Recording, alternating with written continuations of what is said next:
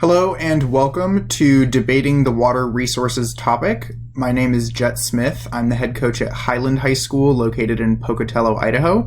I did policy for 3 years in high school, and this is my fourth year coaching. I've been doing a lot of research on this topic, as at the beginning of the year when it was first announced, I was incredibly skeptical and very sad that we didn't get the Russia topic. And I definitely contributed a lot to negative discourse about this upcoming resolution, but I can confidently say after doing research on it for months now that I'm actually really excited to debate this topic, more excited to debate this topic than I've been in years compared to other topics. And hopefully this video is going to help put any fears that you have to rest. There are so many amazing lectures going on right now across all sorts of different channels on YouTube at many different debate camps. There's great discussions going on internet forums, and I really felt like for a lot of people it was kind of a barrier to access because either they weren't attending those camps or finding the videos on YouTube was really hard, or you would have to watch so many different videos to really get everything that you needed to know. So my goal with this video is to kind of put everything that you need to know about actually debating the topic itself into one useful video. Is this list going to be comprehensive? No. Obviously, the season hasn't even started yet. It's possible that there are tons of AFs that get really popular that aren't in this list. It's possible that ones that are on this list don't even ever get read in the first place. But I wanted to give everyone sort of an equal starting point. So if you're looking for background on the topic itself, how did it get discussed in the real world? How did we get to this topic? This is not the video for that, but I incredibly recommend and would require, if I could, that you watch other videos that do go over that stuff. But if you have learned about the background, you've learned about the history, and now you're like, okay, how does this translate to the debate world? That's what this video is for. So on this discussion, we're going to be talking about topicality, the state's counterplan, because I see it as almost topicality 2.0 and how much it's going to limit the topic. Then we'll talk about big-ish or biggest AFs that I see on the topic. And then lastly, we'll round it out with some core neg ground discussion. So let's start by talking about the topic, which is the United States federal government should substantially increase its protection of water resources in the United States. I'm going to read that one more time. The United States federal government should substantially increase its protection of water resources in the United States. So on the topicality slide, what I really want to do is break down the most important words, in my opinion, on the topic. Obviously, there are other words in the topic that could become important, but as far as your run-of-the-mill T violations that you can expect to hear, these are what I think the words are most important. So starting out with increase, there are a couple different interpretations of it. And as a background thing for every single one of these interpretations, the AF evidence for definitions on this topic is fantastic because very few things are terms of art that are really agreed upon in the literature base. So even though I think that the ones that are highlighted in blue are perhaps the best negative interpretations, not a single one of these is without an AF interpretation that says the exact opposite, which is why I think the state's counterplan will actually do a better job at limiting the topic than topicality does. But starting out on increase, there are two main definitions of increase that I see being ran this year, and that is, on the negative at least, that it requires pre-existence, which essentially says that we need to be expanding an existing program because to make something that wasn't there before is not an increase, it's a creation. So people might argue that you need to take existing laws or protections or yada, yada, yada and expand them to either cover more things or to be stronger. And the other one that I've seen that I think is more persuasive but also will be usable against less AFs is that increase requires a net increase. So for example, if you stop protecting water in one way and then you start protecting water in another way, that's not a net increase. Or if you defund a water protection program to fund another water protection program, that's not a net increase of protection. There's technically some weird things in this topic where the word protection almost makes it seem like solvency and topicality go together. Like if the plan doesn't work, then it's not really protecting. And so I guess you could technically argue that if there are environmental disadvantages of the plan, that it's not a net increase, but I don't really see that being very persuasive. It's more so they can't defund water protection to create water protection. The next word is its, which is more important than you might think, because a lot of the times federal protections of water are implemented by the federal government and then enforced by the state governments. But because of the word its, protection means that the plan must be pretty much exclusively carried out by the federal government, not state, local, or tribal governments. That doesn't mean that there can't be cooperation or that those organizations don't have to per se report to the federal government, but the actual protection needs to be passed and enforced by the federal government.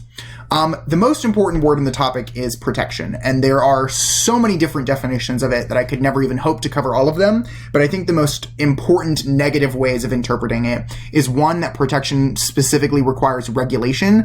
It's not enough for the government to just do like an incentive or for the government to do a one-time cleanup.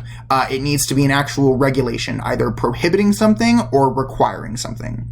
The next definition is cessation, not conservation. And what that means is you will argue that to protect a water resource means to stop using that water resource. It doesn't mean to use that water resource in a more efficient or a less bad way. Again, I think that that isn't really going to work in a lot of debates because there are tons of topics that aren't really either. And so I think that that definition will only be persuasive in some rounds. The next really persuasive one that I think is that protection means to prevent something rather than to remediate it or to undo it or to fix it. So cleaning up an oil spill would be remediation. Preventative measures to make sure that an oil spill doesn't happen in the first place would be prevention and therefore protection, according to this way of viewing the word. And then lastly is that protection, and this kind of goes with regulation, is a process, not a singular instance. So you can argue that the protection needs to be something that is carried out over time rather than like a one-time thing. But I think that there's some good arguments on the as to why that might not be true. The next most important term in the topic is water resources. And again, you would think that this is a term of art that has a universally agreed upon definition, and it is not. But I think that there are really persuasive arguments out there definitionally that a resource is different from a source, and that a resource is usable, whereas a source might just be a body of water, a collection of water. And so what is a usable water resource? Well, some definitions would say that saltwater, deep groundwater, and glacial water are not usable per se for human consumption or human activities. There are AF interpretations that say that that is not true. There's another way of defining water resources that says that it's the water itself, not stuff that is in or around the water. But because water is so essential to every single activity that goes on Earth, I think that that definition is going to be difficult to win. It's very difficult to only protect water sources, not anything that is in or around the water of those sources. And then lastly is in the United States. In the United States has a bunch of different definitions for what it includes and doesn't include. There are some people who are going to try and limit the topic to not including the oceans at all, either from the coast or beyond, the contiguous zone or beyond, the exclusive economic zone or beyond the exclusive economic zone. This is basically however many miles off of the shore you are. So the coast, I believe, is like 3 miles. The contiguous zone is beyond that, but before the exclusive economic zone. The exclusive economic zone is like 200 miles off the coast, and then anything beyond the exclusive economic zone, you can pretty clearly argue is not in the United States. Additionally, you can argue that in the United States means actually within the mainland or the Icelandic territories. It does not mean where we have jurisdiction. Like even if you're in a U.S. embassy in China, for example, that doesn't mean that you are in the United States. You're just on territory that is U.S. jurisdiction. The same thing might go with military bases in other countries. You could argue that tribal land is under U.S. jurisdiction but is not in the United States. And same thing with parts of the Arctic. So these are, obviously, it's possible that there are more ways of viewing the topic that I don't have listed here. And like I said, every single one of these has pretty good AF counter interpretations. But I think that if you are ready to argue these things on the negative, then you should be pretty prepared. Also, when you're choosing your affirmative, if you are topical according to a majority of these definitions, obviously people will still find ways to read T against you. People said that ending arms sales to Saudi Arabia was not a substantial decrease in arms sales. but you'll be pretty safeguarded from most T arguments if you're following these. So now let's talk about the state's counterplan, which in my opinion is a way bigger limit on the topic than topicality itself. And I know that you might be asking, as I did when I first heard the topic, is a topic with a good version of the state's counterplan? It's possible, and in my opinion, yes, it is. Specifically on this topic, I think that it is very good, and I think that it's really important to preventing the topic from becoming resolved to do something with water. And there are a couple different ways of doing the state's counterplan on this topic. There's uniform state action, which is the one that we all know and love/hate, where you basically say, do the exact thing that the federal government you say should be doing in your plan, and have each state individually do it the exact same way. There's some benefits to that, but there's also some downsides of that, namely theory arguments or realistic arguments. The second way of doing it is through what's called an interstate compact, which is basically when states come together and they set up a formal agreement that is legally binding to do something together over a certain issue. There are already lots of interstate compacts over specific bodies of water. And so maybe you argue that the plan should be done through an interstate compact of only the states that are actually dealing with the issues that the plan is trying to solve, or maybe it's a 50-state interstate compact. The last version of the state's counterplan is something called the Lopez counterplan, and the Lopez counterplan basically is hinging on a Supreme Court decision. Lopez was involved in that and won, and it basically argued that the federal government had no right to be doing what it was doing. So this counterplan says, not only should the Supreme Court rule that the federal government has no right to do the plan, but then afterwards the states should do what the plan was trying to do at the federal level, and you can argue that that super protects federalism. So those are the different ways that it could be done, but how does it work? Why is it a good argument on this topic? So there are multiple net benefits or reasons why the state's counterplan might be better than the plan, through both solvency and disadvantages. One, on solvency, is that local knowledge of water systems is incredibly important. The water system in the United States is incredibly decentralized, especially when compared to other utilities like electricity. There are over 52,000 water treatment plants in the United States, many of which serve a very small group of people. And so federal knowledge of all of the incredibly complicated water management systems in the United States is very low when compared to local knowledge or state-based knowledge. Additionally, a lot of the best water policies that we have to date have come from state experimentation, where states all try something differently, and then one state really figures it out, and then other states begin to copy the better processes. So you can argue that if the plan is done at the state level through experimentation, then it will result in the best version of the plan being done. And then lastly is enforcement. There are tons of cards out there that say the EPA, for example, only prosecutes a tiny percentage, or rather tries to enforce regulations that are being broken by different companies or states very little of the time, whereas state-based programs are much more likely to be enforced, because instead of one agency worrying about every single water area of the country, it would be states worrying about their own individual localities, which you can argue would lead to better enforcement. Then as far as disadvantages goes, the state's counterplan avoids a couple really important disadvantages on the topic. Obviously federalism, everyone kind of knows what that is, but just in case you don't, federalism is the idea that power should be shared between the central government, or the United States federal government, and the individual state governments and localities. So it's weird because it's called federalism, but federalism means a balance of power. It doesn't mean giving all of the power to the federal government. So water's only actually mentioned in the Constitution once, I believe, and so it really is mostly a states' rights issue. So you can argue that the plan is going to encroach upon federalism, and we'll talk about that more on the disadvantage part of this lecture later.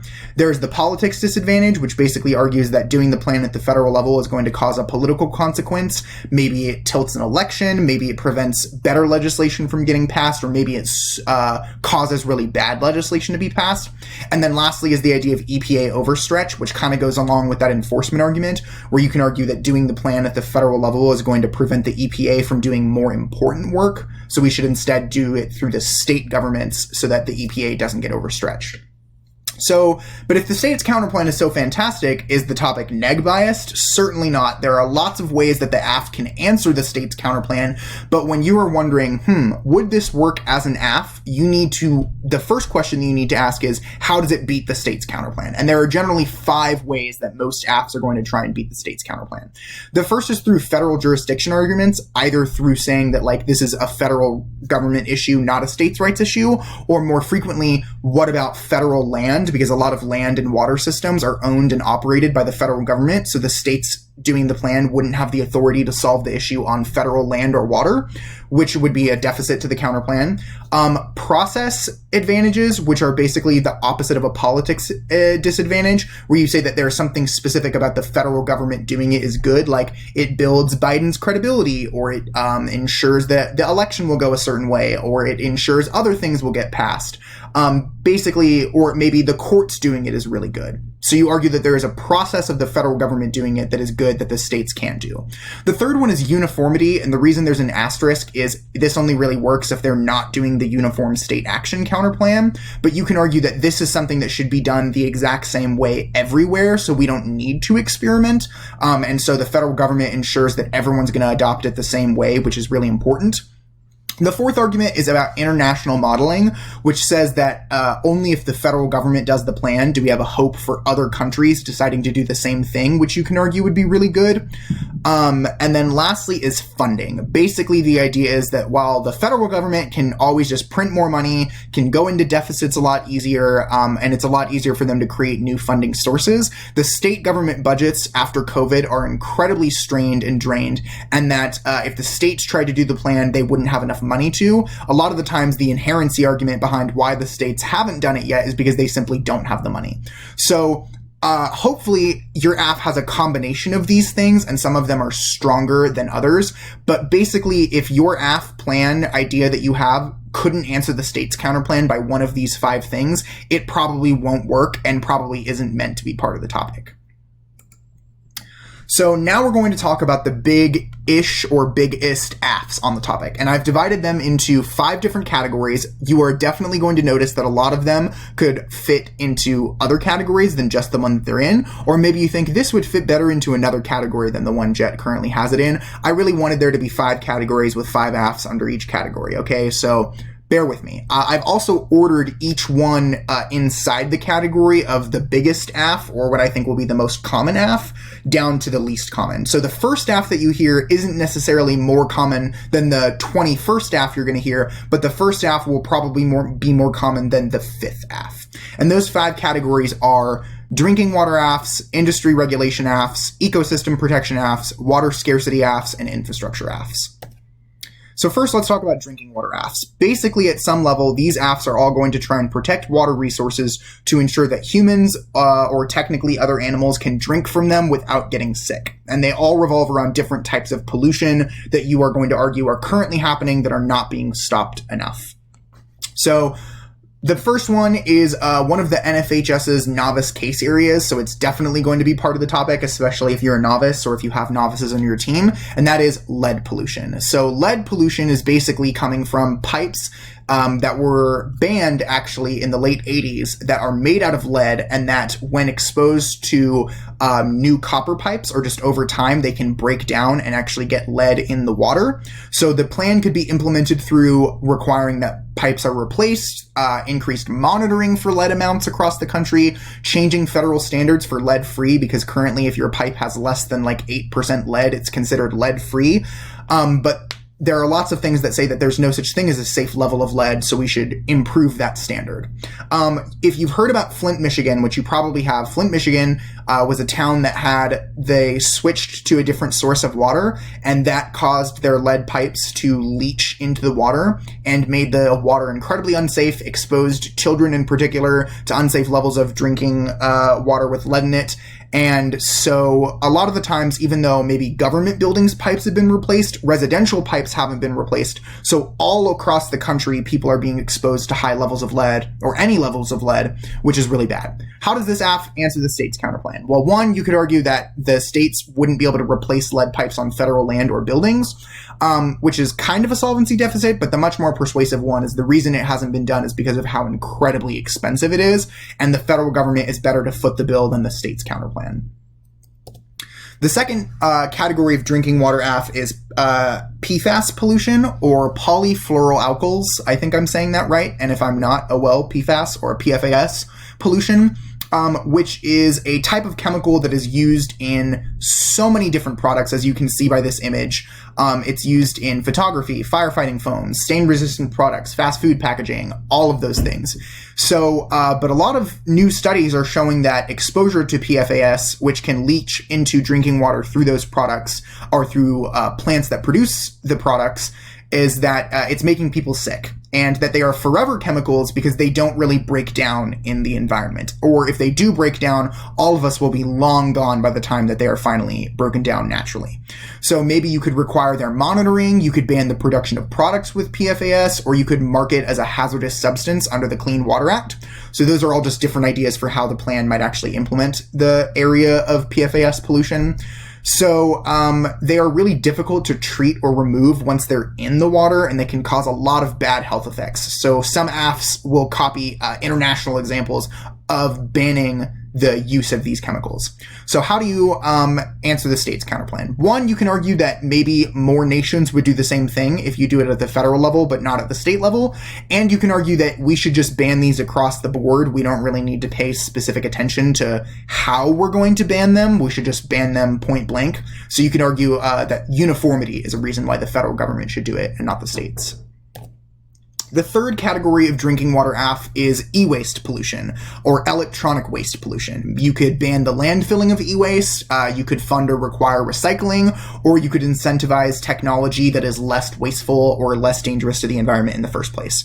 As you probably know, technology has gotten so much more expansive and is so much bigger of a part of our lives over the last few decades in particular. And unfortunately, very little of it is recycled. Most of us are probably guilty of having thrown away an old computer or cell phone or charger, earphones, but also really big things like TVs, washers, dryers, refrigerators, air conditioning systems. All of those count as e-waste. And the problem is that when you landfill it, when it rains, it pollutes ground and surface water sources as it runs off those electronics. It can get a whole bunch of harmful chemicals in it, which is really bad. The other way that you could argue regulating e-waste could help protect water resources is that we can, as we recycle them, recover rare earth metals that are used in the creation of electronic products, which means that we won't have to mine for those products as much, therefore reducing water pollution from mining of those rare earth metals. So how do you answer the state's counterplan? One, you can argue uniformity, that we don't really need to find different ways of banning the landfilling of e-waste, or that states' approaches are actually the root cause of the problem. You can also argue that it's incredibly expensive to create new recycling plants for e-waste, so the federal government should do it. And then lastly is you could argue that if the federal government doesn't it, maybe it would be modeled on an international level, because it really is an international problem, and that the state governments wouldn't produce the same thing. The fourth drinking water AF that I see is plastic pollution. And this has so many different mini AFs underneath it, or so many different ways of implementing it, but maybe you could ban single-use plastics, you could require more recycling because the US really doesn't recycle a lot of its plastic, or you could incentivize eco-friendly alternatives to plastic, like paper products, for example. Right now, plastic is polluting our rivers, lakes, and oceans, and it's also polluting our drinking water, which is making people sick. There's increased evidence that plastic can leach into water sources, and that makes it really problematic. Also, producing plastic in the United States uses a lot of water in the process, and you probably know that we're going through a drought in a lot of the United States, and that as the population continues to grow and as the agriculture sector continues to grow, we're using more and more water, and so the fact that it uses water in the plastic process of production is bad. And lastly is that plastic kills aquatic species. We have all heard of save the turtles, and you could definitely write an AF just about that, but that could also just be part of your AF. How does this answer the state's counterplan? There's a federal jurisdiction argument that says that in order to ban the usage of plastics in like national parks or in federal buildings, you would need federal authority. You could argue that it would cause other nations to do the same, because if we stop producing plastic and other nations have to stop buying it from us, maybe they'll do the exact same thing. And then lastly is uniformity. There's no reason why states need to ban plastic differently. The last category, so what I think will be the least common or the potentially the smallest AF in drinking water affirmatives, is military pollution. So you could do this in a couple different ways. You could designate more locations that were military weapons testing sites or former military bases as Superfund sites than already are. You could require that we go through and clean up abandoned or even currently still operating military bases that are polluted, or that you could fund more treatment facilities by military bases, because frequently military bases are really bad polluters of local drinking water sources and also of the water sources that people living on the bases use. This can come from chemicals that are used to make, test, or maintain weapons, and it's actually causing a lot of veterans and current soldiers living on the bases or who lived on the bases to get really sick. Most of the time, the chemicals that are making them sick are from PFAS, specifically from a type of like firefighter or like jet fuel fluid that hasn't really been cleaned up, even though it's no longer created or used per se. And so this is probably like a smaller subsection of the PFAS AF, but the reason why it might be better or stronger, even if it has a smaller impact, is that it's definitely federal jurisdiction. Obviously, like the U.S. Army, the Navy, all of the different branches of the military are federal jurisdiction, so the states probably couldn't do this AF. The next category of AFs is industry regulation AFs. So these are AFs that regulate specific sectors of the economy that you will argue frequently harm water resources, so you will reduce the harm done by these industries.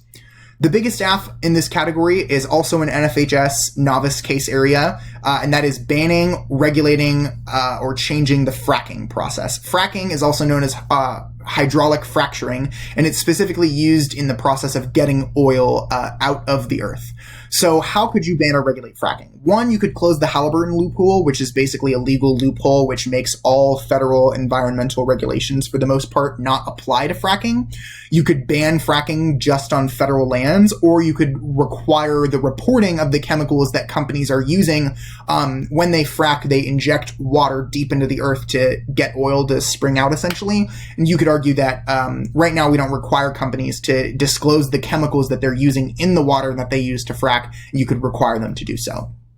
So frequently there's been arguments that fracking can pollute groundwater sources or water that is found underground. You can also argue that the storage of wastewater that is used in the fracking process, if it's not stored correctly, or even if it is stored correctly, that it can pollute drinking water sources. And you can also argue that because it increases the amount of fossil fuels that we're using, that it will contribute to climate change, which is the ultimate threat to water resources. So how does this answer the state's counterplan? One is federal jurisdiction. You can argue that the states can't ban fracking on federal land, or that they might not be able to remove subsidies for fracking. Or companies that use fracking for energy. And then you can also argue that if we're just going to ban fracking straight up, we don't need to ban it differently in all the different states. This is a uniform action that should be done at the federal level. The next AF is agriculture under industry regulation AFs. Agriculture can pollute water resources in a litany of different ways. This is also an NFHS novice case area. So fertilizer and pesticide usage, animal waste runoff, antibiotics that is used for agriculture, as well as you could talk about water conservation as a part of water protection, and that it uses so much water. So 80% of our country's water usage actually goes towards the agriculture industry, whether that be through actually giving water to animals, or using water to grow crops that we eat, or using water to grow crops that animals eat. And because of big ag or big agra, it's not subject to a lot of regulation that other industries are as far as water usage goes, because of a lot of lobbying efforts. And the pollution that comes from the sources that I listed above oftentimes is making people sick, or is making us sick because it's making us resistant to antibiotics that are being fed to the animals, and then that are getting to us through our food, or getting to us through our food or through our drinking water. And then how does this AF answer the state's counterplan? One, you can argue that it's federal jurisdiction because specifically there are subsidies and loopholes in federal laws or bad federal laws that are causing the problem in the first place. So only the federal government could undo those laws. And then lastly is that the implementation of the plan might cost a lot of money, so the federal government should do it. The third category that is in this group of AFs is the offshore oil exploration / drilling AF category. Basically, you could argue that we should ban it, regulate it, or decrease it by incentivizing renewable energy. So oil spills are a massive problem in the ocean. You've probably heard of the BP oil spill as the biggest one ever, but it's not even the largest oil spill, I believe. And also it kind of decreases media attention for other oil spills, much in the same way that focusing so much on Flint, Michigan with lead pollution decreases focus on other areas of lead pollution, and it makes us think it was just a one-off thing when we know that it's not. So you could argue that oil rigs out in the ocean and trying to find oil in the ocean causes spills and also creates waste from the ships and the production of rigs. Also, the way that they find oil is oftentimes through emitting sound waves and seeing where it bounces off, which can totally throw off navigation for marine birds and whales and other aquatic creatures. Additionally, you can argue that the production of oil causes climate change and that we burn the oil. And so if we use less oil, that we'll have less climate change. And then lastly is that a lot of the times offshore oil efforts can really hurt local economies that used to use that area of the marine ecosystem for recreation or for fishing and stuff like that. So how do you answer the state's counterplan? One is that where it takes place in the ocean is often under federal jurisdiction, so the states couldn't ban it. Additionally, if you want to ban it or regulate it across the board, it might be worth it to do it uniformly. And then lastly is that this could lead to international follow-on if the United States federal government does it, but not the state governments. The ninth AF, or the fourth AF in the industry category, is the coal industry, although I believe that I did just read an article yesterday after I finished this PowerPoint that the EPA has said that they're going to increase restrictions on coal, but it's not going to be adopted for another 2 years, and it's also argued that it doesn't go far enough. So it's arguable that this case has inherency, but you could still read it, or other teams might still read it. So you could argue that we should regulate the coal industry by internalizing costs. And to internalize costs basically means that we make companies pay for the negative effects that they produce. So right now, when a company contributes to climate change, we all end up paying for that through the effects of climate change. Maybe it means that we have to pay for more water to be able to water our grass because it's hotter. That's just a kind of silly example. So internalizing costs means that you look at the economic effect of pollution through an industry, and then instead of making consumers pay for that, we make the company itself pay for it. So maybe you regulate coal by doing that. You ban it outright, you eliminate subsidies for coal, or right now when coal companies declare bankruptcy, oftentimes they are no longer responsible for the cleanup of their coal plants, and so you could argue that we should require that or close loopholes as far as bankruptcy goes. So the mining of coal can create acid drainage, which is really bad for water resources, and burning coal can also create ash ponds near power production facilities that, if they're not properly maintained, can leach into other water resources. You can argue that the burning of coal is really bad for climate change, so if we ban it outright, that would be better for climate change. And then lastly, abandoned mines or abandoned plants, because they've gone bankrupt, are really a problem right now, and so maybe the federal government needs to either regulate those or clean those up. So how do you answer the state's counterplan? One, you can argue that it's federal jurisdiction because a lot of the times coal mines and plants are either on federal land or they're being subsidized by the federal government, so only the federal government could remove those subsidies. If you're doing an outright ban, or eliminating subsidies, then you could argue that it's uniform, like we should all be doing the exact same thing, which the states can't do. Or don't have to do. And then lastly is a modeling argument that if the United States does it, it would cause a lot of other countries who haven't already done so to do the same thing. Fifth and finally on the industry regulation argument is about nuclear power. Now, not a whole lot of energy in the United States come from nuclear power, but a substantial amount of it does, to the point where you could justify protecting water resources through changing how we operate nuclear power. So you could argue that we should either ban nuclear power or increase regulations on it, or interestingly enough, you could argue that it would actually help protect water more if we subsidize nuclear power or increased our usage of nuclear power. There's really great case arguments on both sides. It's a very back and forth debate. You can argue that nuclear power uses lots of water and that it also creates thermal pollution because it runs water through a system that heats it up a lot, and then, cooling systems at nuclear power can heat up water, and then that water is put back into the ecosystem, and increasing temperatures of water can be really bad for different fish populations. It can change the acidity. It can change the physical landscape. Also, nuclear waste from nuclear power plants, if not properly disposed of, can pollute water. Even if it is properly disposed of, can pollute water. You can also argue that protection is prevention, and that nuclear power threatens the risk of reactor explosions, which would be pretty bad for water and a bunch of other stuff. So maybe banning nuclear power would be good. This has a bunch of different ways to answer the state's counterplan.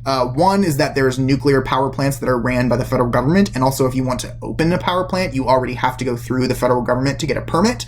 So you could argue that it's federal jurisdiction anyways. Uniformity, if you're banning it or regulating it, you could argue that that needs to be done in the same way across the board. Building nuclear power plants or even tearing them down can cost a whole bunch of money, so you could argue that it's a funding argument. And then lastly is modeling for countries that haven't already banned or increased nuclear power. You could argue that whatever direction the United States goes will cause other nations to follow in our footsteps. Now let's talk about the third category, which is ecosystem protection AFs. So this is when you try to protect specific types of water bodies or locations of water. The biggest one is an NFHS novice case area, and I believe it's the last one, the fourth one, and that is wetlands protection. If you've seen on Open Evidence or from other camps, WOTUS, or Waters of the United States AFs, those are usually targeting wetlands, because basically Obama expanded the definition of waters of the United States to include more wetlands to protect them, and then the Trump administration rolled that protection back and then instituted a new rule. Biden got rid of the old rule but didn't bring back the Obama administration rule, probably because it resulted in a lot of lawsuits from different states. But through the magical power of fiat, you could say that nobody will sue. So the AF might change the definition of WOTUS, or it might increase the zoning of what we consider wetlands in the first place, or what water near wetlands we can protect. Or you could regulate industries that are hurting wetlands. In the past and even currently, wetlands, if you think of like a swamp, that's a wetland, have been drained and removed because it's like, oh, we can't build stuff on that land. But now we're realizing that the wetlands are the kidneys of the earth, and that they help to get rid of toxins, and that they are really effective in maintaining a healthy ecosystem across the world. So they've been drained and removed. They're polluted by agriculture and energy production and other industries, and they help us fight climate change. And also the loss of wetlands can create algae blooms in water resources, which are incredibly dangerous. Some argue that increased expansion of algae blooms could even cause extinction. They also, getting rid of wetlands or hurting wetlands hurts biodiversity, which could lead to extinction level issues, or losing wetlands could help us lose food security. And so the argument is that we need to protect our wetlands more to prevent all of these bad things from happening. So how do you answer the state's counterplan? One, you could argue there's a process advantage in that doing it at the federal level through the Supreme Court guarantees that it doesn't get overturned, or that there's no issues there, and that it would also be good specifically for Biden's credibility, maybe, because it would return him to Obama's previous ruling. You could also argue that it's specifically an issue of federal jurisdiction because it's waters of the United States. So it's definitionally a federal category. And then lastly is that protecting wetlands oftentimes costs an insane amount of money, so maybe the states aren't effectively prepared to be able to do that. Next is marine protected areas, or MPAs as they're frequently referred to. Maybe you could increase the number of MPAs, or you could take current MPAs and change them from limited extraction of fish zones or limited fishing zones and make them no extraction zones. Or you could just increase the enforcement of laws that are currently regulating MPAs, because even though we have a lot of them, they don't really mean anything in the ways that they're not enforced. So you could argue that current MPAs don't go far enough, and that overfishing eventually hurts our food security because we're eliminating fish species, or we're not going to have enough fish in the future, or that it's killing off certain fish species, which is damaging the rest of the ecosystems. And marine protected areas are usually about regulating fishing within those areas, but other activities occur there too. You can also argue that pollution across the coast is creating dead zones. So if you've seen like coral reefs dying and changing to like that white color, that could be solved through marine protected areas, and that specifically marine protected areas are crucial to help fighting climate change. So how do you answer this argument, or how do you answer the state's counterplan? One, federal jurisdiction, marine protected areas do exist at the state and federal level, but a lot of the times there are parts of the oceanic waters that only the federal government has jurisdiction over, or are in the United States that the states don't have jurisdiction over. And then otherwise, you could argue that the United States federal government needs to increase MPAs to get the rest of the world to also do so. 13th, is aquaculture, which I did not know what that was before my research. Maybe you did. And that is basically agriculture, the fish version. And there are two different types. There is oceanic or like coastal fish farming or aquaculture, and then there's inland freshwater aquaculture. So you could argue that we should ban it, that we should regulate the waste production of it, that we should limit inland or coastal aquaculture, or do both. It can create eutrophication, which is the excess nutrient presence in water, which can lead to a bunch of different problems, but also fish waste or fish poop can really reduce the quality of a water source. Additionally, it can cause algae blooms, which pollute drinking water and are really, really dangerous. It also results in changes of ecosystems, because when fish, like farmed fish, escape, then they might become an invasive species, or they can like change the landscape itself by creating the area of water resources that are exclusively for fish farming purposes. And also there's arguments that it's causing more disease spread in our fish, and that's transporting to humans, or it is causing like interbreeding of fish that we farm and fish out in the wild that creates more disease and is killing off fish populations. So how do you answer the state's counterplan? One is federal jurisdiction. It oftentimes happens in federal areas, or it has federal subsidies. And then also there's arguments about modeling. That specifically because it's frequently an international issue, the United States federal government needs to be the one who does it. Second to last in the ecosystem protection category is invasive species.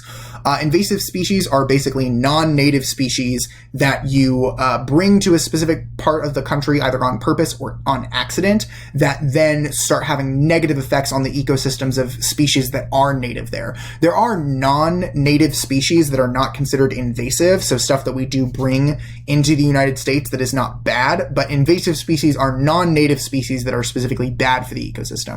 So you could consider invasive species a pollutant under the Clean Water Act, which would lead to more enforcement and more prevention efforts. You could ban the sale of species that could become invasive as pets, increase monitoring for invasive species, fund the response efforts for invasive species, but they're really bad for a lot of different reasons. One, they can literally change physical landscapes by creating runoff, erosion, sedimentation, and flooding. Two, they can change the nutrient balance in water, which kills other species and creates disease. They can actually clog water infrastructure for like hydropower, which can lead to power outages as well as just like dangerous situations. And then again, like I already said, they can cause a lot of disease spread through interbreeding with other populations. So how do you answer the state's counterplan? One is that invasive species, because they represent a security threat, or that they are coming from other countries, is a matter of federal jurisdiction. You can also argue that the reason why they're not being fought at the state level is that it's really expensive to prevent and fight invasive species, so the federal government needs to do it. Lastly is personhood or rights of nature. So the basic idea of these cases would be to assign either specific bodies of water, like rivers, or maybe all bodies of water that are naturally occurring as people, or grant them rights. So you could grant it to water ecosystems, which means that you maybe assign them a guardian, or specifically people can advocate for them in court. And you could also expand liability, so who is responsible or who is at fault for violating water resources. basically treating water as property can cause the destruction of water resources, and water pollution is hurting a whole bunch of different stuff, as you've seen on different cases. But if you treat water and grant it legally personhood, then people can sue on behalf of water, which will both result in money being gained to be able to repair water, or also it will change corporate behavior, or it will change the behavior of people who are polluting water in the first place to avoid getting sued. So how do you answer the state's counterplan? One is that it's an issue of federal jurisdiction, because you want to ensure rights across the board of water. Maybe it's a constitutional amendment, for example. And then also is that it would be more likely to lead to other countries doing the same if the federal government does it versus the states. The fourth category of AF is water scarcity AFs, and that is basically any case that is trying to ensure access to water in the face of less and less water. This can frequently go along with other categories, but bear with me. The biggest AF under this category, which is in and of itself a category of AFs, is Indigenous water rights, or the rights of Native peoples. And it looks like I accidentally had a photo problem here, so this was definitely an accident. But you could do that through banning or removing pipelines that are being built across Indigenous land.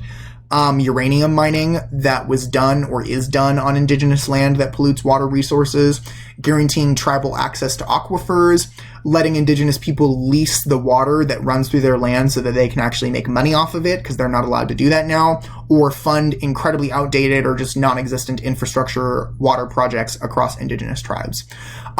Originally, even though we should all know that treaties with tribes are violated all of the time and have been violated since they were very first instituted by the federal and state governments, part of the original treaties that were signed is that we will guarantee that you will have access to enough natural resources to survive, and that's just not happening right now. Additionally, pipelines are built on Indigenous land, which can pollute water resources, but is also just really messed up. Uranium mines and mines of other resources, plus dumping of wastes on Indigenous lands, is a really big problem for water resources.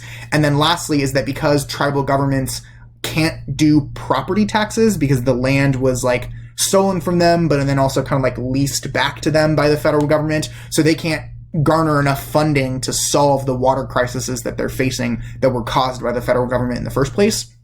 So how do you answer the state's counterplan? One is it's an issue of federal jurisdiction, the states literally don't have a right to do it, but also there's state tribal conflicts going on that only the federal government could resolve. And then again, there's a funding argument. The states don't have enough money to fund the incredibly expensive process of improving Indigenous water infrastructure. Next is right to water. This would be the idea that we should amend the Constitution, or the Supreme Court should rule, or the executive agencies should enforce it in different ways, that we have a right to water. Right now, water is treated as property or as an economic service rather than something that all humans are entitled to regardless of their state of being, and water gets contaminated and nothing really gets done about it, specifically because it's not treated as a right. So lots of different groups of communities don't get water access in the way that they should. The impoverished, racial minorities, Indigenous people lack access to water. So if you make it a right, it would force the federal government to provide better access to water, which would possibly lead to other cases on this list, or lead to better versions of cases on this list. So how do you answer the state's counterplan? One, you can argue that it's an issue of funding. California currently does have a right to water in their constitution, and it's insufficient. Nothing has changed because they're not actually holding themselves responsible for providing it. Also, uniformity. You should argue that everyone should have the same right. That's why most human rights issues are a federal issue at the highest levels. And then lastly is international modeling is more likely to occur. Other countries will give a right to water if the US federal government does versus if the state governments do it. 18 is water conservation efforts. So this is either one really big case or a whole bunch of different tiny cases. Basically saying let's use less water because we are using too much of it. So you could regulate toilets, showers, golf courses, grass lawns, pools, car washes, cooling systems, all sorts of stuff that uses a whole bunch of water but is non-essential and it wastes water. And I put that in quotation marks because depending on who you talk to or who you're reading, they are essential or they're not wasteful. Or, I don't know, for me, showers seem pretty essential, but the AF wouldn't be banning showers. It would just be changing shower head regulations, as an example. The idea is that right now, companies are putting the onus on individual consumers to change their habits, take shorter showers as a way to save water, but it's pretty clear that that's not working. So we need to be doing more legally to conserve water. This will help us mitigate the impacts of droughts currently and also in the future. And you can also argue that when we use so much water for non-essential things, transporting that water leads to pollution and actually wastewater in the process. So how do you answer the state's counterplan? One, you can argue that it's federal jurisdiction because of these things happening on federal lands or in federal buildings. Or you could argue that we should be doing this uniformly, that everyone should be doing it the same way so the states don't need to experiment. 19 is aquifers. That is limiting. Aquifers are basically an underground body of water. So I'll move my video screen over here so you can see this. It's not an underground lake, but it's more like levels of rock, sand, or clay that has water in it, like intermingled within the substance. And so groundwater oftentimes comes from or is coming from aquifers. But right now, aquifers are drying up or shrinking because of how much we're withdrawing from them because of lack of rainfall. They're not getting refilled. So maybe you limit the amount of withdrawals that you can do. You can resolve conflicts over aquifer access that are going on between states and tribes, or you could just increase protection of aquifers from pollution through different things. 26% of water usage in the United States is coming from aquifers, but the depletion of those aquifers is outpacing the rate at which they're being recharged or refilled through natural things. States are also fighting over access to aquifers because they go across state lines, and as states in the middle use more and more water, the aquifers are shrinking and the water is moving to fill in those gaps, which is threatening the access to aquifers for states on the outside. Additionally, there are aquifers that are transnational that go across national boundaries with Canada and Mexico, and so it's causing tension between the countries. So how do you answer the state's counterplan? Pretty basic. It's federal jurisdiction, especially when it comes to state-level conflicts and transnational level conflicts. The states can't really do that stuff. Next, and lastly, under access to water, and this is interesting, is bottled water. So you were arguing that bottled water creates water scarcity, and so banning bottled water would actually be better for water scarcity. I know, it sounds counterintuitive. So you could ban the production or sale of it. You could force bottled water companies to pay for the costs of the pollution that they're creating, and also require reporting of how much water they're taking away to create bottled water. So bottled water actually contributes to water shortages in communities because water companies go to areas where there is a lot of water and then take it so that they can sell it to other places, which actually is hurting access to water for people near those sources. Additionally, it can create pollution through plastic water bottles. The production of plastic or the burning of plastic when it's been thrown away contribute to climate change, which hurts water resources. And I did not know this. It is not nearly as heavily monitored or regulated as tap water is. So even though tap water has a whole bunch of problems, the FDA is specifically in charge of water bottles, not really as much the EPA, and you could argue that they're not doing as good of a job. So how do you answer the state's counterplan? One, there's a really small advantage specifically about like the use of water bottles on federal lands like national parks, so you could argue that the states couldn't solve that. There's uniformity. If we want to ban bottled water, we should do it across the board, and also that other countries are more likely to do it if the United States does it. The last category of AFs that I'm going to talk about is water infrastructure AFs.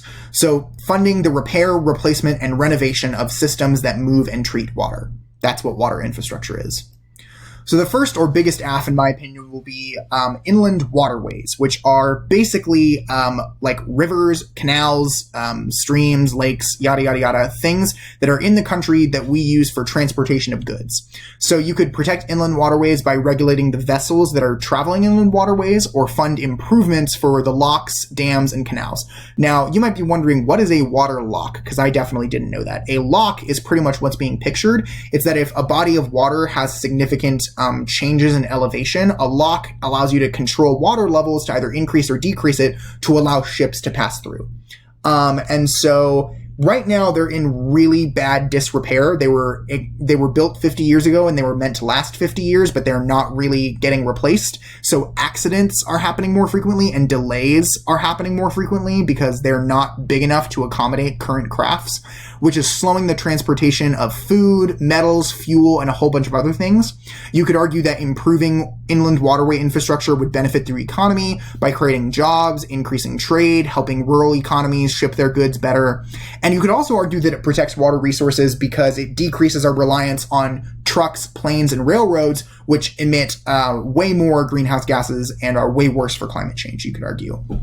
How do you answer the state's counterplan? One is funding, that it's really expensive to maintain these. And then two is that because it's about interstate commerce, it's specifically a federal government jurisdiction issue. Next is wastewater or stormwater. These could both be their own separate categories, but I really wanted to do 25 instead of 26, so that's why I put them together. Wastewater is sewage water. There are lots of different types of wastewater, but usually sewage is what we think of. And then stormwater, or water that comes from storms. So you could fund sewage treatment plants, fund their expansion, fund the creation of them, regulate more discharge that is coming from those sewage treatment plants, or you could subsidize green infrastructure so that it doesn't create the problems in the first place, or subsidize green infrastructure that captures and uses stormwater rather than letting it run into causing floods, hurting other infrastructure, creating pollution. Right now, treatment plants are really underfunded, and that pollution from the treatment plants itself, even though they're supposed to be treating water, they're really treating water kind of, and then discharging water, which is really bad. Stormwater is not being captured, like rainwater isn't being captured, but instead it's just kind of running wild and creating pollution. You could argue that investing in either of these problems will create jobs. What's the answer to states? Funding is a big issue about why it's not happening right now, and also federal jurisdiction. There are federal sewage treatment plants, and there are also federal infrastructure things that aren't really working in a green way, so you could argue that it's federal jurisdiction. 23 is cybersecurity, which at first I was like, how is this part of the topic? And now that I've read more about it, it makes more sense. And basically the idea is that water treatment facilities, much like every other industry in the United States or every other utility, is going electric and is going digital. And so right now, the problem is that a lot of these water treatment plants, there are 52,000 of them across the United States. They're really tiny, and they don't have the funding to have a cybersecurity team, or they don't even have cybersecurity measures at all, which makes hacks of water treatment facilities and also dams way more likely. So cyber attacks have been steadily increasing, and if you attack a treatment plant, it can pollute drinking water, which could really hurt a lot of people. It could dispel poisons and stuff like that. It can also cause floods if you hack a dam and cause it to shut down. Additionally, infrastructure terrorist attacks are becoming more and more possible and more likely from cyber terrorists. And so you could argue that we need to prevent attacks from getting worse by funding the cybersecurity measures and requiring cybersecurity measures at treatment facilities and dams. You could also argue that this will create more tech sector jobs, which is good for the economy. Answer to states. One, costs a lot of money. That's why it's not being done. Two, uniformity, that really there are some best practices at the basic level that every state should be doing, so we don't really need innovation. And then lastly, you could argue that there are federal treatment facilities and federal dams that would not be covered by a state's counterplan. 24.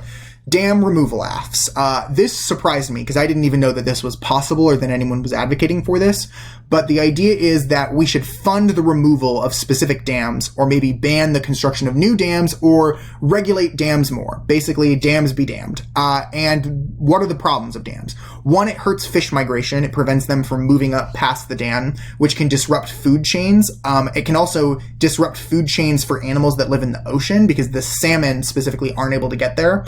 It can also create thermal pollution by changing the temperature of the water, which hurts the ecosystem. Dams are really expensive to maintain, and yet lots of dams are no longer really serving a purpose. But if we don't maintain them, then it could create really big problems. But if we just remove them, we wouldn't have to worry about that. You can also argue that it would improve recreational activities. It makes recreational fishing or boating easier, which is good for the economy and just good for people's happiness. There's also dams are interfering with tribal water systems, and that they are disrupting waters that are sacred to Indigenous tribes. How do you answer the state's counterplan? One, super expensive to remove dams, and then also there are lots of federal dams that need to be removed, so only the federal government has the authority to do so. Last but not least is desalination. And if you haven't heard of desalination, it is the process of taking salt water and getting rid of the salt in it so that it can be drank. You could argue that we should fund it, mandate it, regulate it, subsidize it, either like increase desalination, essentially. This is to be able to fight things like droughts, climate change, usage of water. Everything like that is making water scarcity a really scary problem. So how do we solve for that? Maybe we fund desalination plants, and right now it's really expensive, so very few states are doing it, but countries in the Middle East are doing it a lot.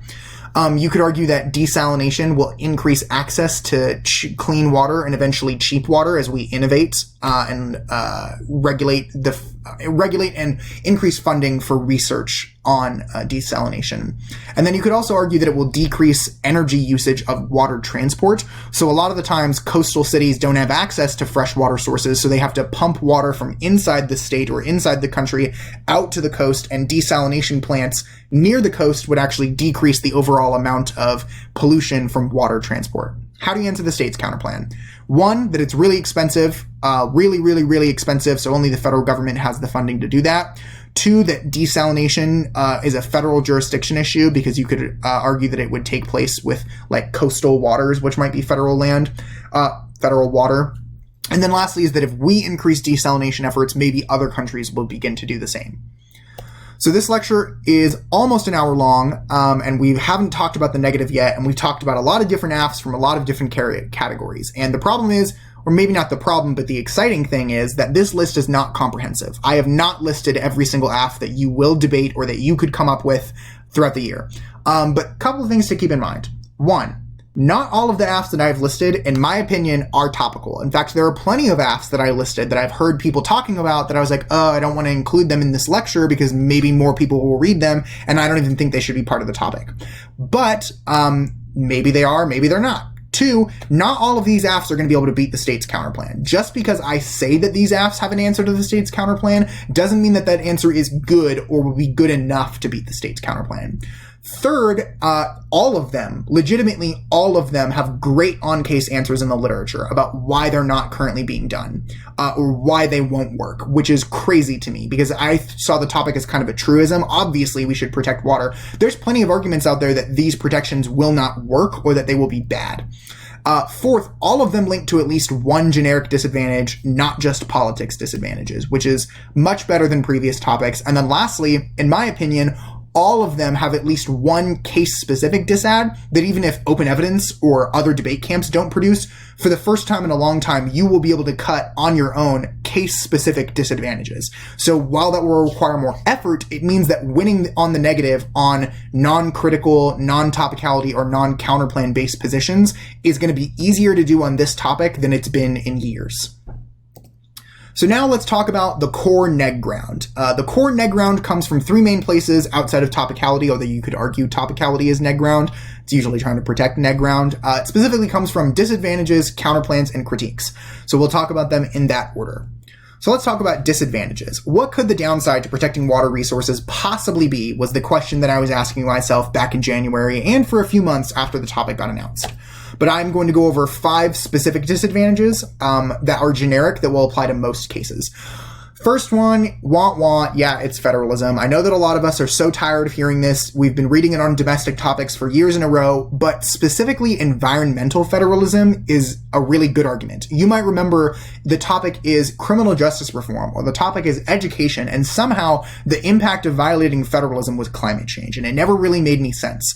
This time it does, because you can argue that environmental federalism is high now, that authority of states to decide their own environmental futures is high, which is really good, and that water resources are a states' rights issue, so when the plan encroaches upon them, it is eliminating environmental federalism and is going to justify future violations of federalism. So maybe they argue, yeah, but this violation is good. Well, what happens when the next president or the next Congress is not environmentally friendly? They make the environment a federal issue and they do really bad things. And then you argue that eco-federalism is crucial to fight climate change, that especially progressive states using their rights to go beyond federal legislation to do their own thing is really important to fighting climate change, and that the AF might be infringing upon that, which you can argue turns case because climate change is the ultimate threat to water resources. So is the AF really worth it if it's a short-term protection that guarantees long-term failure to protect in the future? The next disadvantage is EPA overstretch. And while you can argue that technically this disad only applies to AFs that use the EPA, in my opinion, every AF is going to end up using the EPA if they are protecting water resources. If they don't use the EPA in some way, shape, or form, you're probably going to be able to find a topicality argument.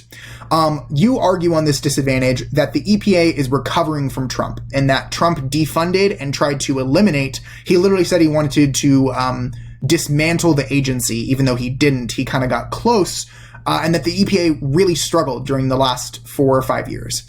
And that they are just now recovering from that damage with a new president, and that they are really focused on climate change. The plan is going to distract the EPA's focus and little resources and person power that it has left from climate change, instead onto the water resource protection that the AF is defending, which you then argue decreased focus on climate change is going to make it inevitable and will cause mass death and extinction, which again turns case because climate change is the biggest future threat to water resources. Some might argue even current threat. The third category of disadvantages, I guess I could say, is the politics disad. I'm not a huge fan of the politics disad. However, I know that it's really common, and I know that it will be common, and I could become a fan of it on this topic.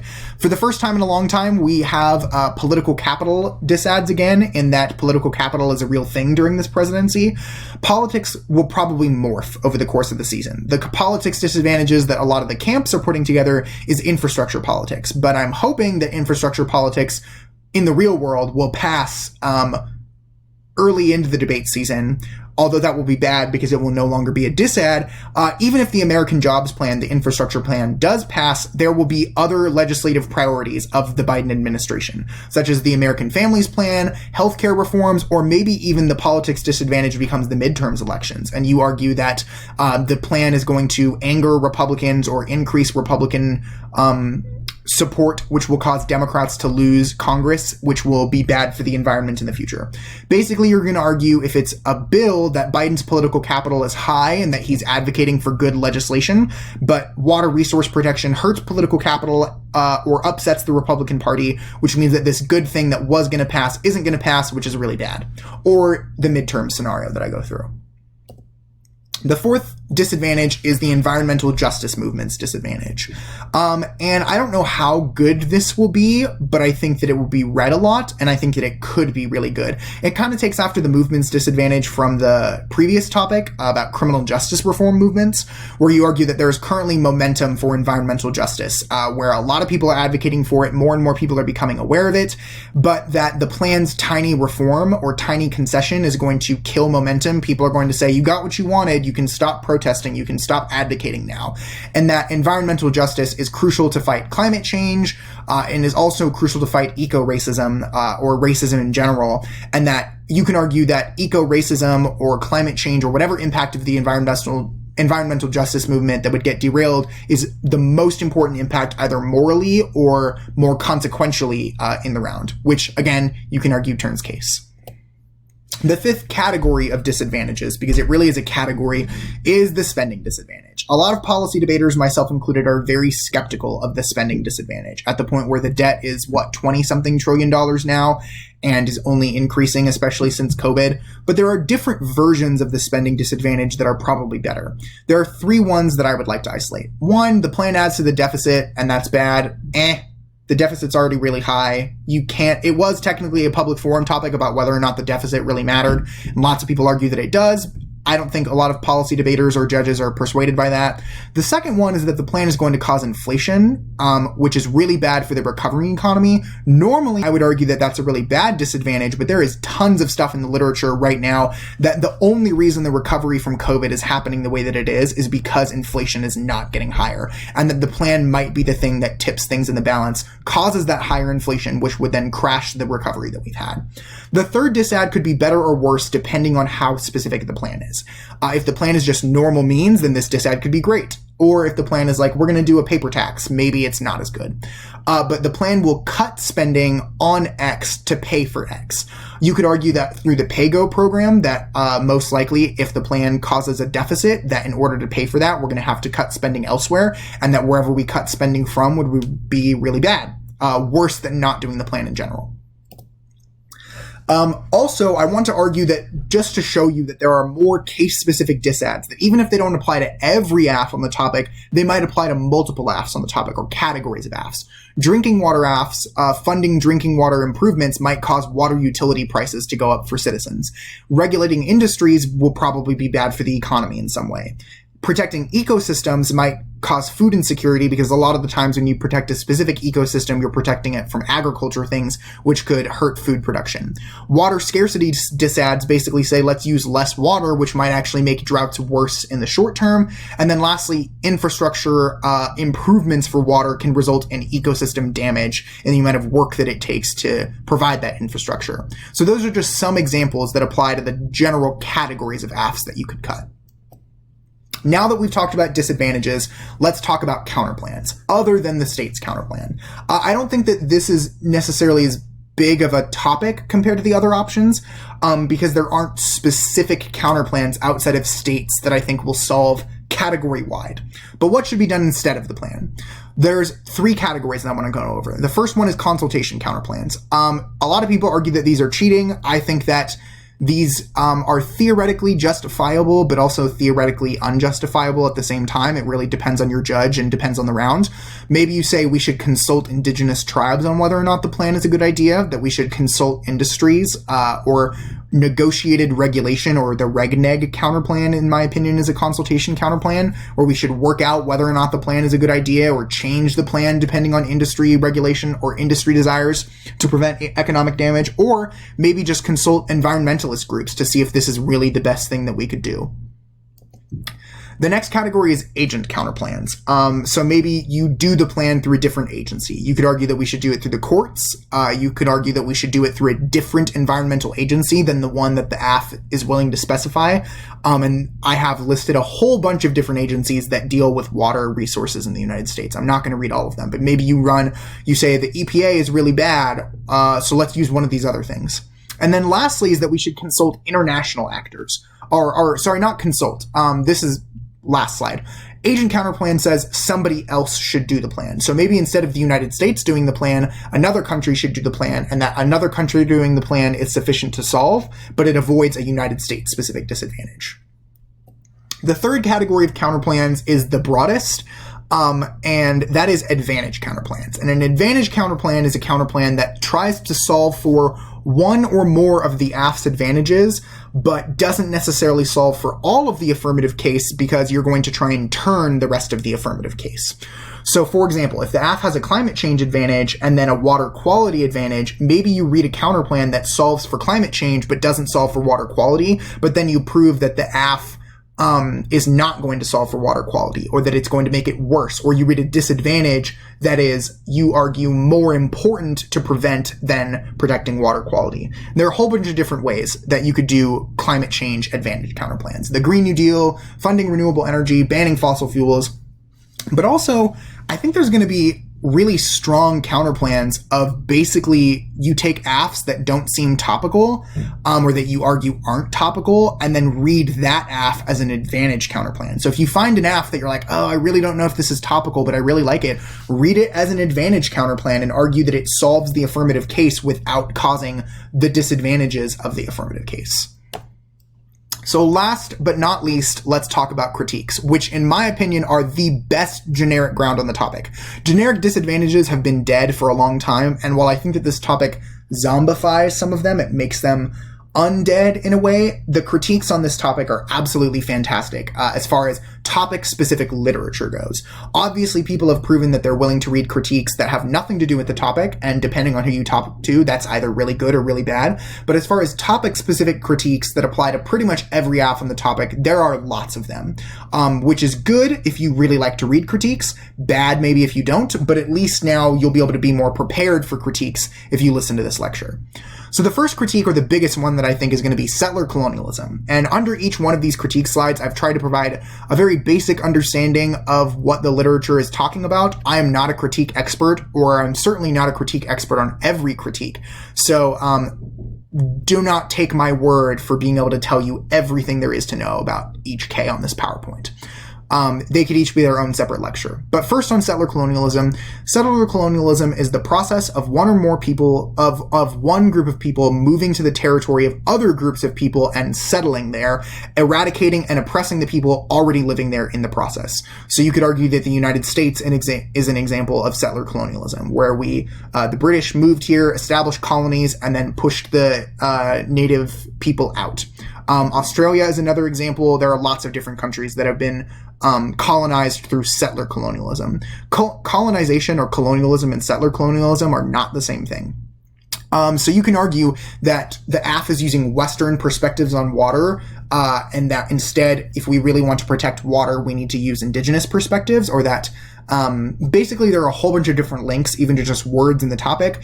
The most basic link is you're using this United States federal government, which might be immoral, but even if you don't want to criticize their use of the USFG, it's the idea that it's the federal government's responsibility, that it's their job, that it's their right to increase its protection in the first place is problematic. Resources, viewing water as a resource is specifically like an anti-Indigenous way of thinking, viewing it as something that is for our purpose, that we are above it, or even the idea of protection. The idea that the federal government could ever be a protector is problematic, maybe, according to this critique. The second big critique, and it's on every topic, but I think it's especially good on this one, is the capitalism critique. Critiques of capitalism are saying that capitalism is bad, and that the AF is using thought processes or mechanisms or theories of capitalism, which is a set of economic theories and systems that place trade and industry in the hands of private citizens rather than the state or its citizens. So you would argue that the AF is trying to be persuasive using capitalist ways of thinking, or maybe it's like, oh, let's benefit the economy, which is a good thing, or let's continue to see water as something that can be bought and sold for profit, which is a capitalist way of thinking. So then the impact is that you will argue that capitalism probably leads to dehumanization, but also makes climate change inevitable, which, if you've been watching me long enough during this lecture, you know that if you're talking about climate change on the neg, you can make a turns case argument.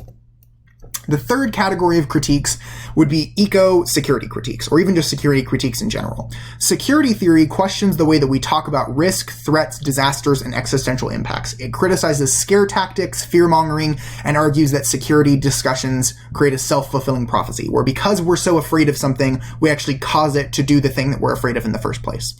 So AFs if the AF uses really big existential impacts about like the environments, like climate change, for example, or that they see the environment as like a threat, or that they, like the cybersecurity AF, or water infrastructure AFs, basically, that they see the environment as like a source of problems, as a source of threats to be controlled, you could argue that that makes them link, and that also seeing the environment as a place of threats makes war over nature, or makes conflict over nature, inevitable. The fourth category would be anthropocentrism critiques, which critiques of anthropocentrism argue that placing humans as the central or most important beings in the world is morally flawed and creates the oppression of other living beings. So you could argue that the plan is protecting water for human consumption or usage first, so they're prioritizing humans, but you could also read this critique in combination with a disad that proves that their version of protecting water resources would be really bad for other living beings. And so this critique is good in that it doesn't necessarily contradict disadvantages that are about ecosystems, not just humans. And then lastly, because I really don't have a lot of ground to speak on a lot of these different issues, I don't have the knowledge base or feel comfortable describing and advocating for what they are, but I know that these critiques will be present on the topic, so you should be willing to read them if you want to, or at least ready to answer them in a thought-provoking and appropriate way. So there are lots of identity-based critiques that have links to water, because water is life. Water is everywhere. Water interacts with everything, including all sorts of identities. So you could talk about critiques based on racism, so talking about anti-blackness, Afro-pessimism, or Afrofuturism, gender-based critiques about maybe ecofeminism or queer theory, or critiques that talk about ability, so ableism critiques, or critiques that talk about crip theory. So that is going to be the end of this lecture. I know that it was pretty long. My goal was for it to be under an hour, but unlike a lot of other lectures that I've done for Public Forum and LD where the topic lasts a month or two, this is going to last the entire year, and we haven't even started the season yet. So hopefully by now you can see that while the topic, yes, is big, the topic is interesting. The topic has great ground on both sides. The topic is important. Whether you're a traditional or a progressive debater, a mixture of both, there is going to be something for everyone to love on this topic. I hope that this is useful to you, and I hope that it expands your ways of thinking. Maybe it gave you some ideas, or maybe it just gave you a starting point. But with that being said, I wish you the best of luck, and can't wait to see how this year turns out.